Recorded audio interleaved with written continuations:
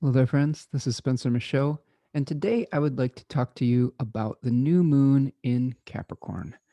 So, we are going to be experiencing a new moon on Wednesday, January the 13th, at the stroke of midnight in the morning, um, Eastern Standard Time.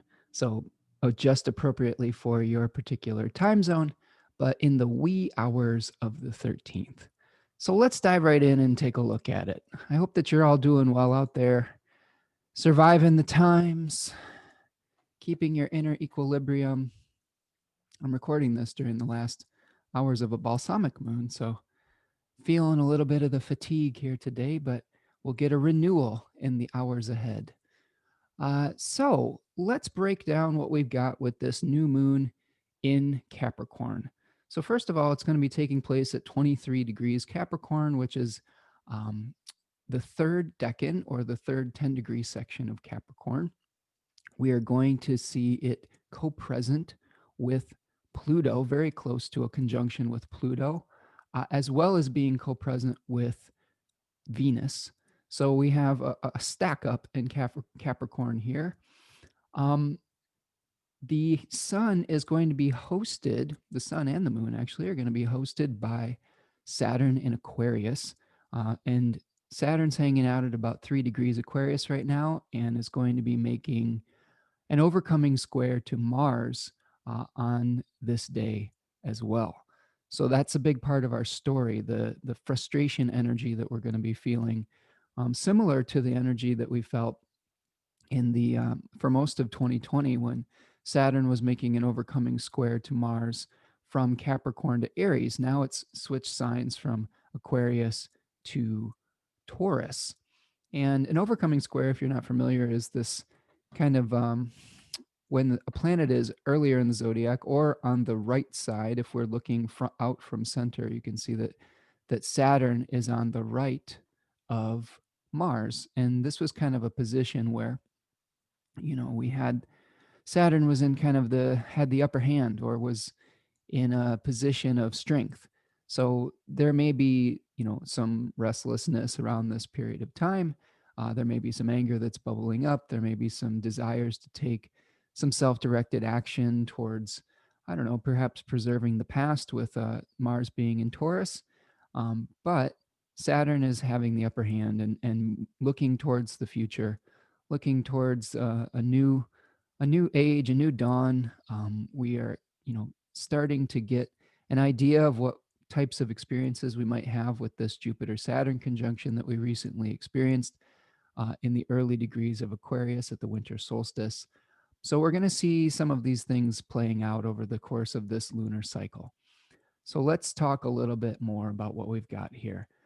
The sun does have some dignity by face, so it is the face ruler by the descending Chaldean method of rulership of the third decan of Capricorn. Both the moon and the sun are going to be in the terms of Saturn or the bounds of Saturn from 22 to 26 degrees. And they're both going to be in aversion to their host, although I will say an aversion being where a planet is not able to witness or see a planet from a domicile or a sign that is adjacent or adjacent to the opposition. Okay. So we have a little bit of a mitigating factor here or something where there may be a lifeline because there is a concept in traditional astrology called lichen girding, where if a planet is in a domicile that is ruled by the same planet, it has some kind of secret connection to it. So the signs of Capricorn and Aquarius are both ruled by Saturn in the tradition. So there is some kind of maybe secret ability for Saturn to be able to provide resources. And what is Saturn trying to provide? It's trying to provide discipline. It's trying to provide the ability to do the things that are necessary, whether we like them or not. Saturn is also the planet that is trying to restore right proportion to the twists and turns of fate or fortune or chance, also known as 2K. So there is a rebalancing that's attempting to be taken place. And it's going to come through endurance, patience, hard work, all of those things that we associate with Saturn in Capricorn and also Aquarius on some level. The moon in Capricorn 3 is in its exile. So it's in a domicile that is opposite its preferred home, which is Cancer. So there may be something, a little bit of an uneasiness around this new moon cycle where we're not really feeling comfortable or like we're able to get what we need or be properly nurtured. It does have some triplicity dignity, though. The moon is the triplicity lord of the earth signs by night. So this is kind of like we might have some communal support. So while the moon might not be feeling at its best, it does have some dignity in this particular position. Let's talk a little bit more about Capricorn 3, and then we'll get into kind of, what this cycle is going to bring us towards the first quarter and then the full moon. Capricorn 3 is a solar face. So it was ruled by the sun in the Chaldean method, but it was also ruled by Mercury in the triplicity method. So we've got kind of a solar Mercury type of face where we're learning to administrate earthly power. And this was actually the name of this face in the book T, Earthly Power, and the book of Thoth calls it Power. The tarot card associated with this particular decan is the Four of Pentacles. And in it, we see a figure that is seated on a throne, which is the name that Austin Coppock gives this card or this decan in his book, 36 Faces. And he is holding on very tightly to a pentacle. And he's also sitting on two, or he has two beneath his feet and one resting on his head. So this may be where we're feeling the weight of responsibility, where we're needing to administrate some of the structures that we built. And that could be challenging. A lot of it depends on the character of the people that are administrating in power. So there's possibility for great good that could be done in this particular decan, and there's a possibility for great evil depending on what your motivations are, what your level of humility and hubris are, and if you're trying to use power in service of the people, or if you're using it in service of yourself.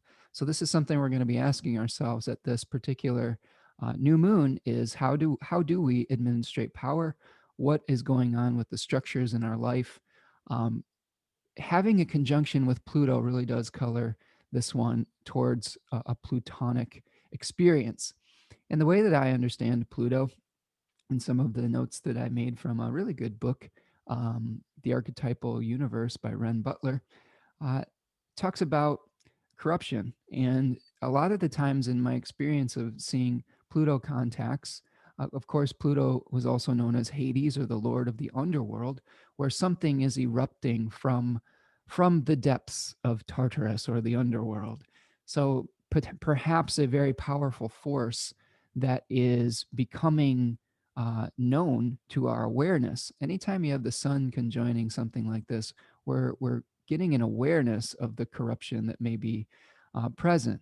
Anytime Pluto is, according to Robert Schmidt, Pluto was kind of like a transcendental Mercury, kind of an alchemist type of planet, where it was trying to either bring about decay or reconstruction. And it is the both of those forces, and it kind of accelerates and kind of magnifies those types of forces. So we could be seeing the acceleration of decay with this particular placement. We could be seeing the acceleration of a rebirth, or some kind of transformation as well. Um, when we have the sun as a universal significator of something like the king or somebody in power, we may see someone in power either experiencing an ego death, if it were thinking about metaphorically. We could think about it literally. There could be a literal death of some kind of authoritative figure. We could also see kind of the changing of the guard, and that makes some sense, because over the course of this particular lunation, from the new moon to the full moon, we will see a new presidential inauguration uh, in the United States. Um, it might be challenging. There might be some uneasy moments for sure, and we may see some of the corruption in our political system or in our hierarchical governmental structures coming to light or being exposed, or the corruption of our leadership. So yeah, we've been kind of dealing with the fallout from that for the past week or so, and trying to process what that means for us as a country and as a democracy, and how to move forward under the weight and the responsibility of all of those actions that came up. And how do we deal with civil unrest? How do we deal with corruption? Um, and this, baked into this particular new moon is the Saturn Mars square. So some difficulties for sure when the two malefic planets are squaring off with one another. We may feel like we really want to move forward with something, but we've got a foot on the brake that is asking us to slow down, asking us to think about whether our actions are in service of the whole or the good or our community. And that's something we can ask ourselves personally as well, as our is the way that we're wielding our personal power in service of the whole. Um, so I have some notes here: administration of power associated with government structures and hierarchy, accumulation of resources. This could have something to do with the banking industry as well. Understanding the price or weight of power. Anytime we have Saturn involved in the mix, we're really getting a sober look at how we of anything. Saturn's going to expose the reality of something, and perhaps and hopefully dispel illusion to restore things to their right proportion. Saturn is also associated with endings too. So this new moon could be spelling not only a new beginning with inauguration, but an ending of some sort as well, of a previous experience that we've been going through. Maybe it was the previous experience of the last 4 years. Um, so we have to think about stewardship for what we've been creating materially. There's also decision making that comes in this particular area of the zodiac. We have to be able to, part of the administration of power is how do you make decisions that are in service of your community as well. We also see Mars's degree of exaltation at 28 degrees of Capricorn. So that's an interesting kind of side note in this particular area of the zodiac. Um, One of the notes that Austin Coppock made in his very good book was uh, a potential fall from grace. When we try to achieve a great height, and in the sign of Capricorn, we have associated that with, a goat maybe climbing the mountain and trying to ascend, like the sun ascends at the winter solstice back to power. We're seeing the return of the light at the winter solstice, and when we reach great heights, sometimes we can um, there's compromises that we have to decide whether we want to make it all the way to the top or not. And some of that comes at the cost of our integrity. So one of the things that you could experience if you are trying to climb too high, too fast, or at the expense of your integrity, is it might feel pretty lonely there at the top. And if you've come under illusion or hubris when you are trying to ascend, you could experience a fall. And with Pluto in the mix, there might be some kind of great fall from grace that we see during this lunation cycle as well. On the same day of this new moon, we are also experiencing a trine between Venus and Uranus at 6 degrees of Capricorn and Taurus. So this could be associated with some sort of breakthrough, potentially social restlessness, the rebirth of something, uh, some kind of glamorization of rebellion could be also a possibility. Venus tends to cast a glamorous light on whatever it touches, so there may be an attraction to some kind of paradigm shift or some kind of idealistic thinking. I like to think of Uranus as um, you know this idealistic planet. Schmidt compares Uranus to a transcendental sun, and the sun always is aspirational on some level. And I think that my understanding of Uranus at this point is sometimes we have rebellious feelings because our reality doesn't match up with our idealization. And that can cause some anger, some upset, a desire to change things closer to the ideal. And if we feel like we're not able to reach for that, that's when people start to break down the old structures in search of this idealized reality. So that could be something that we see too, this glamorization of this, you know, uh, this utopia that people might be trying to reach for. And Mars is hanging out there with Uranus, so people are potentially willing to fight for that utopian, idealized vision. But it may be based on something in the past, especially with the Taurus here. A Taurus tends to be a little bit more conservative, And all of the Aquarian planets right now are asking us potentially to look towards the future, to take the 30,000-foot helicopter view, and be able to take action for the good of our country or community, or whatever it is that we feel attached to in that regard. Um, let's see, what else do I have here? So we have Saturn and Mars making a square, Venus and Uranus making a trine the same day. We're going to experience the first quarter of this energy on the 20th, which is Inauguration Day. So the sun will be at 1 degree of Aquarius and the moon will be at 1 degree of Taurus when we are experiencing Inauguration Day. That's also the same day that Mars will be making a conjunction with Uranus. So a number of things coming to light. First quarter moons are when we're experiencing some kind of material crisis. I don't expect that inauguration to go smooth. I don't think it necessarily has to devolve into complete chaos, but I think that we will face some challenges as a community, um, based on the previous weeks here, and the desires of some folks that want to create that chaos and want to disrupt basic governmental functions and things of that nature. We're going to experience the full moon of this energy on the 28th of January, and the full moon will be at 9 degrees of Aquarius, opposite a moon that is in 9 degrees of Leo. So um, that's what we're heading to. That's what we're trying to build towards. That will be the fruit of this particular lunation cycle.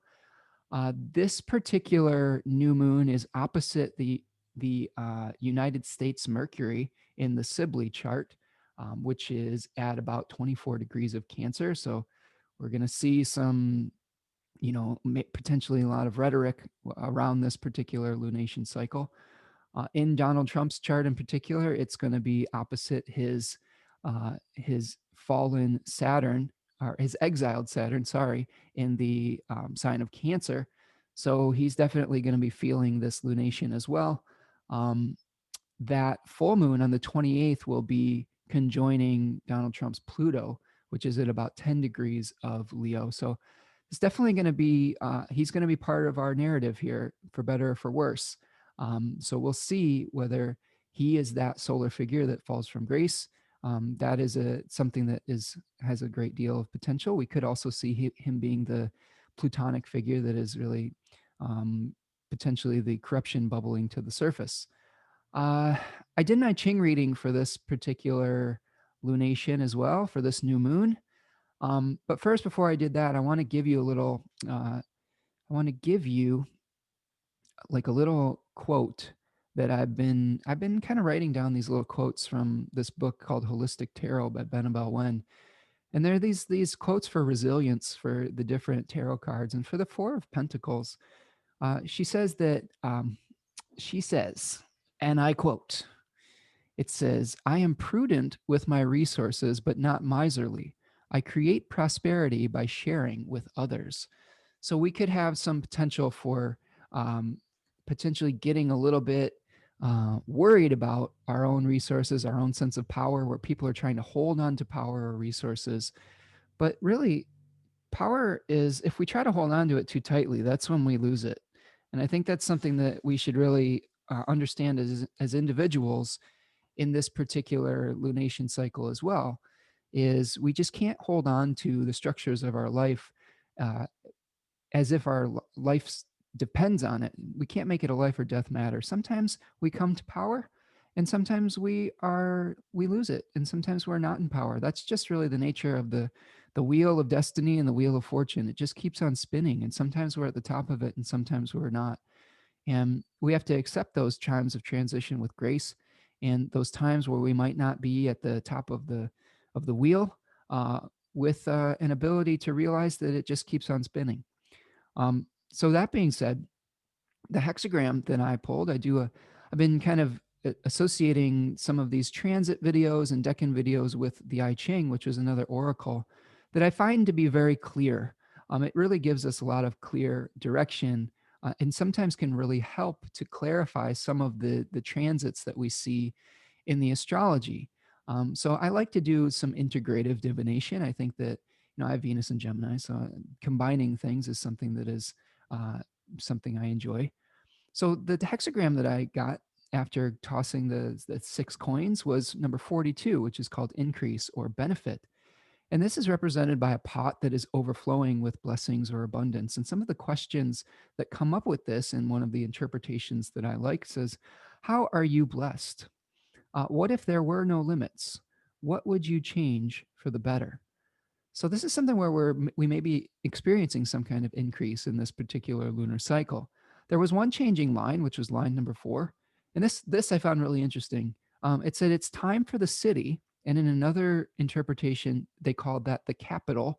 It's time for the city or the capital to be moved to a more auspicious location, disengage from the old ill-omened situation and into a more harmonious alignment. Clear communication is essential. Isn't that interesting?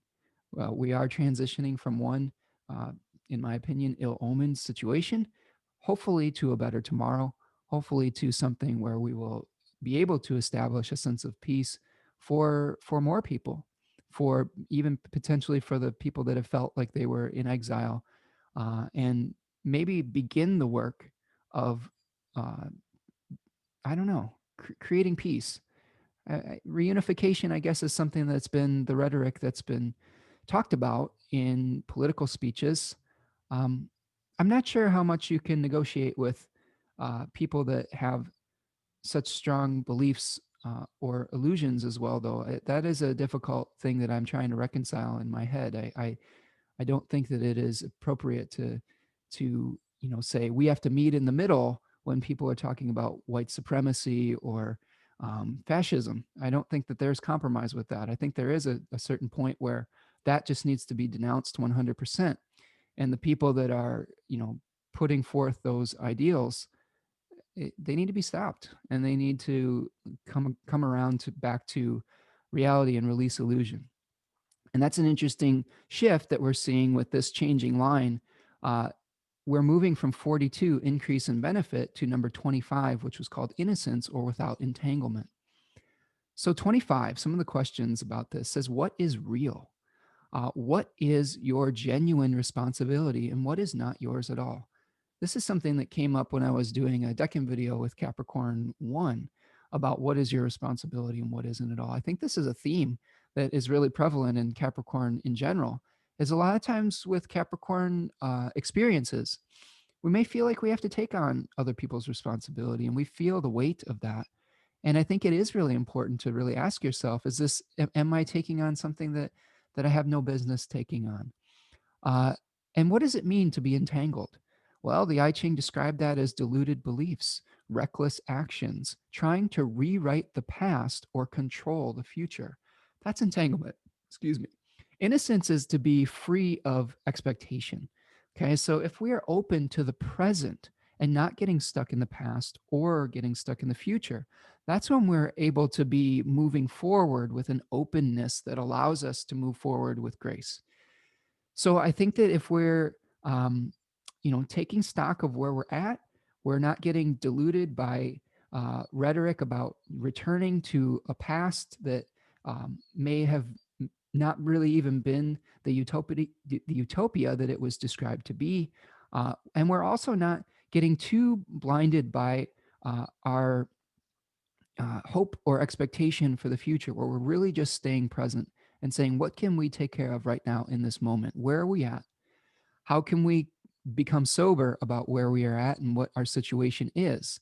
Another thing that I've been seeing on the news over the past few days since the armed insurrection was a lot of our leadership saying, this is not who we are as Americans. And there's a pretty strong counter argument going around being like, this is exactly who we are, and we need to come to terms with that. Doesn't mean that's who we have to be going forward, but we have to come to terms with the reality that this country, a lot of the wealth that this country was built upon the idealism of white supremacy, of slavery, and of inequality. And we will never be able to change that without coming to terms with the reality of that. And if we try to pretend that we're anything different than that, it will be very difficult to move forward. So the first thing is to acknowledge that that corruption exists. And I really think that that's part of this particular new moon is acknowledging the corruption that we are experiencing as a country right now, while also being able to have faith that with every darkness, with every sunset, there will be a new dawn, and there will be a return when with every plutonic, um, oh, I don't know what you could call it, like degrading, like oh, that force of entropy where you're getting the breakdown, right? um, Fermenting, we are fermenting. And when we break things down, that creates future fertility. So there's microbes in the soil that are breaking things down, and there are also microbes that are creating that future fecundity of the fields. So that's part of this process here, and I think that we just have to see it as a process.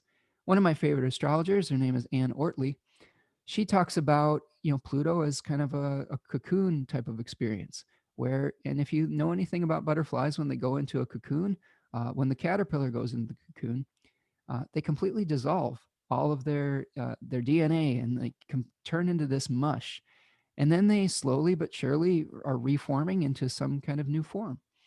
And this may be another thing where we're dissolving some of that old blockages and that old corruption of the past by coming to terms with it in a sober reality, and then forming something new that might allow us to achieve that ideal of greatness that we hear people um, spouting as different types of rhetoric from both sides of the political spectrum about America and what we stand for or what we don't.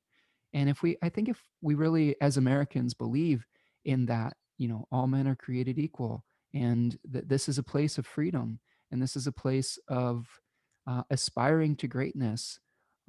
It's greatness for all, and we have to take care of some of the challenging things that we have built our history upon. So that's what I've got for you today. I hope that you are all doing well. I hope that you are maintaining your equilibrium and your center as we move through some challenging times. This too shall pass. And by dealing with the reality in the present, hopefully that will help us to build a better future that's based on maybe hopefully more divine ideals that we can really be proud of in the future. Um, so anyway, that's what I've got. If you enjoy these videos, please hit that like button, the subscribe button, leave me a comment about your experience of the new moon in Capricorn and what you are hoping for moving forward, and how you can utilize some of these thoughts in your life.